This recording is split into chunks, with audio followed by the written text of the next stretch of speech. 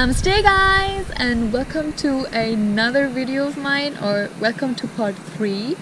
So I'm not gonna talk much. I think I'm just gonna show you what I edited, and I showed you again a bit around my city and talked a bit more about Mysore in this one. So hope you like it.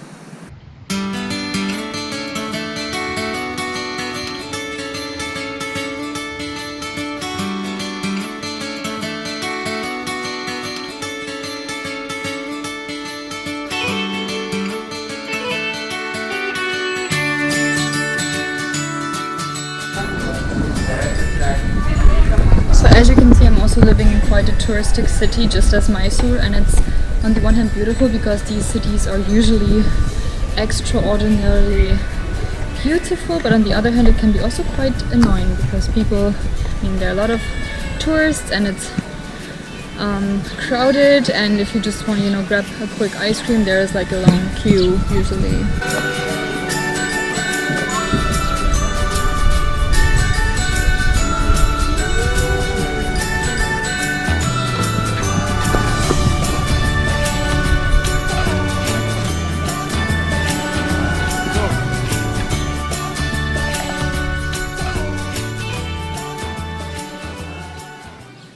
By the way, I'm right now close to a really good restaurant,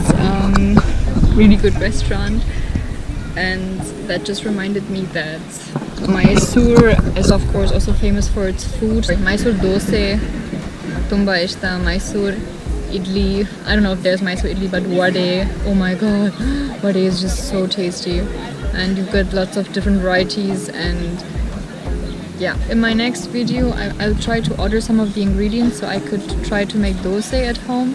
It's gonna take me some practice because I never tried it, but if you're interested, let me know in the comments. Places where you can just sit and have beer, which is called Biergarten. Talking about places, I would also like to tell you about my favorite places in Mysore.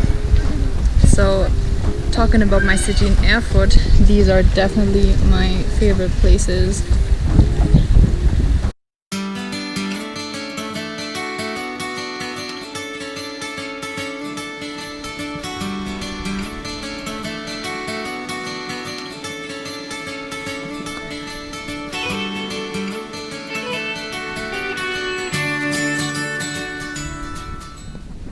So I just found a better spot where people hopefully not think I'm super awkward. Mysore Park is, by the way, also there when it comes to food. It's a sweet. If you haven't tried it, once you visit Mysore, please try it. Actually, I really like it, but I feel like that Kaju Katli is still my winner when it comes to sweets. Sorry. But it's definitely a nice sweet to try out. But coming to my favorite places in Mysore, so my favorite places are definitely Indra Cafe. Maybe you guys think like, what the hell, are you serious? Yes, I am. It was really like a place to gather up. It's like close to the Varaja market. It's a small cafe, and they've got South Indian food, and they've also got North Indian food, I think 7 p.m. onwards, if I remember correctly. The food is super tasty, it's super cheap, and it's just a really cool place to chill and hang out. And another foodie place which I would suggest, or which I really liked, is Hotel Rupa. I don't know if you know that, but it's on top of a hotel, which the name already says, and they've got a really awesome service. Oh my goodness, guys, if you watch this, or if anyone knows someone working in Hotel Rupa, or even the owner, you guys do a great job. I even took my mom to that hotel, and she so liked it. And you can see entire Mysore in the evening. It's so beautiful and romantic, and yeah, the food is tasty. You can definitely recommend it.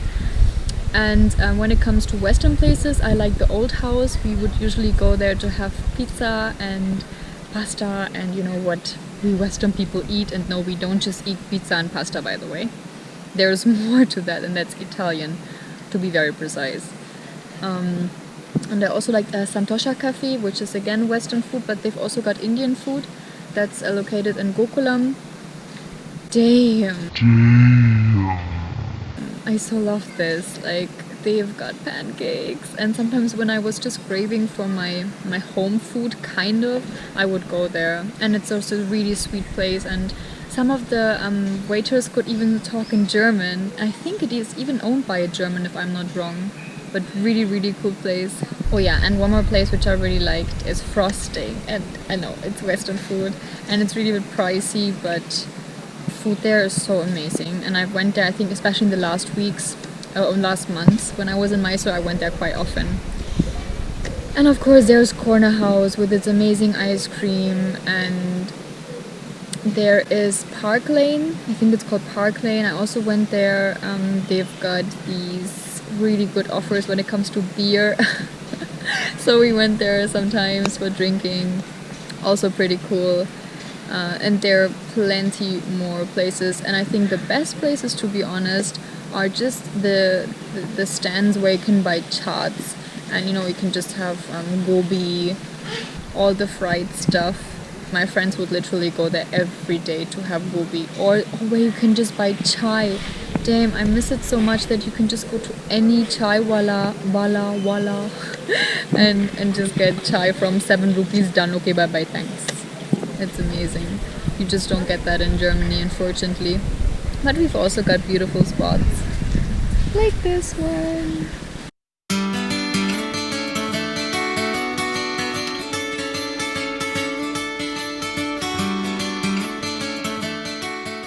I think for everyone who comes, especially as a foreigner, to India, I think Mysore is the best place because it's not so crowded, and you can just get really used to the country. I mean, I had been to India quite a couple of times before, but like many of my friends hadn't.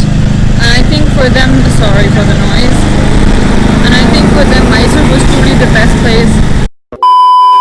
So I also wanted to give you some information or details that I truly appreciated about Mysore, and one of them is definitely the traffic.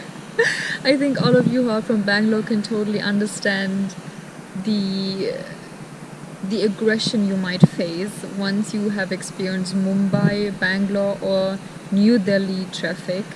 And trust me, I mean, Mysore is a place where you will not find all of this. There won't be people around you honking, and it's gonna be possible to reach a place in within 20 minutes, which is really awesome. And yeah, I mean, also of course Mysore is also like a small city, you could say, in comparison to Bangalore, for instance, but traffic wise this is an awesome place to be in. Another point I wanted to mention is that Mysore is an extremely clean city. So many of my friends, especially in Germany, the first question they asked me about my experience in India was, so did you experience any dirty places? And first of all, I feel like this is a very inappropriate question, kind of, and devaluing a country to their cleanliness is, I guess, not exactly the right approach. But well, if for all of you who have been to Mysore or who know something about Mysore, is that it's a very clean place, and I think it was even rated as one of the most clean places across India. So I think that kind of talks for itself, right? Okay, so Bangalore is an entirely different vibe and an entirely different city in comparison to Mysore. It's a very busy city. It's a city full of pubs and nightlife and also culture. I mean, it's got cultural background, of course, as well, and you've got like beautiful buildings. But I mean, what I want to say, I would, for instance, this is only my opinion, okay? So it doesn't mean that this has to apply on each and every one, and I'm not kind of like telling you this is what you have to do or what you should do, but I would not wear short clothes in Mysore. I wouldn't wear shorts in Mysore as a foreigner. I support all Indian girls to wear whatever they want to, so just making that clear. But I would rather wear different Western clothes, in Bangalore than in Mysore. So my point is that Mysore, I think, has got a bit more of tradition. So, sorry, just checking my notes. I mean, in Mysore, for instance, you just wouldn't find too many pubs. That's a fact. And yeah, it can be a pain in the ass if you just want to have a nice evening with your friends and you're just looking a place to chill out. I mean, there are places, of course, but it's nothing in comparison to Bangalore. On the other hand, I feel living in a smaller city like Mysore really opens up other opportunities to you, and you can get to know people easily, and people are extremely helpful. I really gotta say that if there's anything, if you're in trouble, people watching, people are there for you. And also there was a very cute story to it. So whenever I would walk home from my school to the bus stop, it would take me 30 minutes, which is quite long, especially if you're walking in the heat of the sun. So there was a bus driver from a school, like, you know, proper school van, and they would always, almost every day, you know, come like on the same road where I was walking. And then he would just stop by and just drop me off near CBS, and that was so cute because I didn't have to wait for the bus, and I also didn't have to walk all the this long way. And these are the small incidents that I find make you love a place, and people are being just so, it's like a family kind of, you get like this familiarized feeling. And I mean, I love Bangalore, guys, do not get me wrong, but I highly doubt that this would probably happen in the center of Bangalore. Most probably not, of course, because you've just got such a huge population. But what I want to say is that as Mysore is like a smaller city, these kind of incidents happen.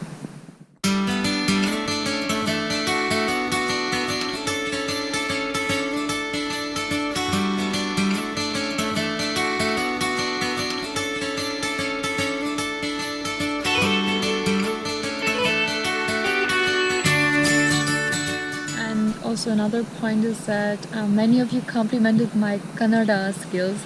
Dhanyavadagallu. Thank you so much.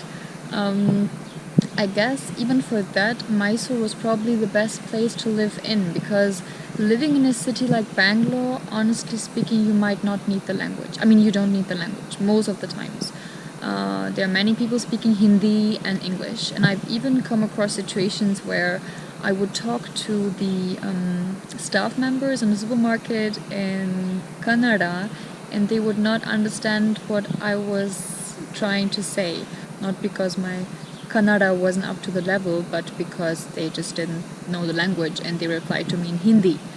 So I guess for that I was quite lucky that I ended up in Mysore, and being in a more, you know, smaller city with maybe, I'm scared to say more tradition, because I know there might be people saying, how can you say this about Bangalore? And again, for me, Bangalore was the kind of place I would travel to when I wanted to escape a traditional lifestyle, I would say.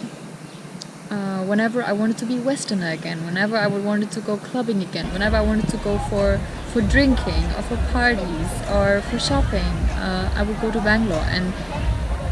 And I even consider to move to Bangalore in future, because it's a very, it's a moving city, it's a happening place, it's very intercultural. I mean, it's a multi-culti city, and I love that about Bangalore. But yeah, in Mysore you would rather find me wearing sari, or maybe also get to know more traditions of Karnataka. And I truly appreciated that, because I learned a lot.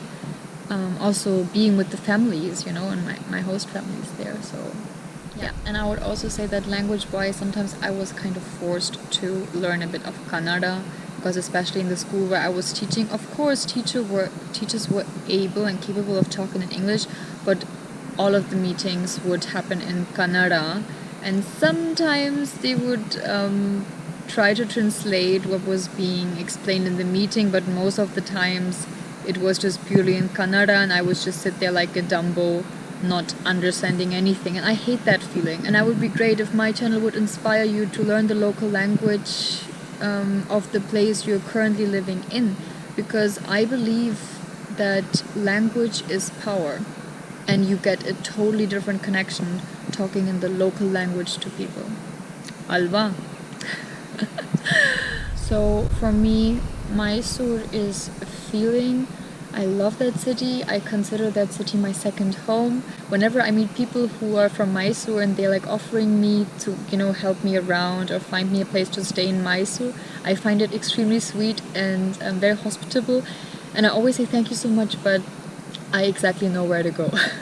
I exactly know where to stay and what to talk and which bus to take, or which rickshaw driver to ask. yeah, so I think I'm very familiar with Mysore. And by the way, I did not live in Gokulam, for your information, guys. No, I didn't. I was not in the typical kind of foreigner spot. ठीक है ಸರಿ ಇವಾಗ ನಾನು ಹೋಗ್ತೀನಿ ಹೋಗಿ ಬರ್ತೀನಿ. So if you like my video, then feel free to subscribe my content if you're interested in the kind of videos I produce, and give me a thumbs up if you like this video or if you want to see more such kind of videos. And yeah, comment, of course. I love reading your comments. I'm very interested and I try to answer as much as possible.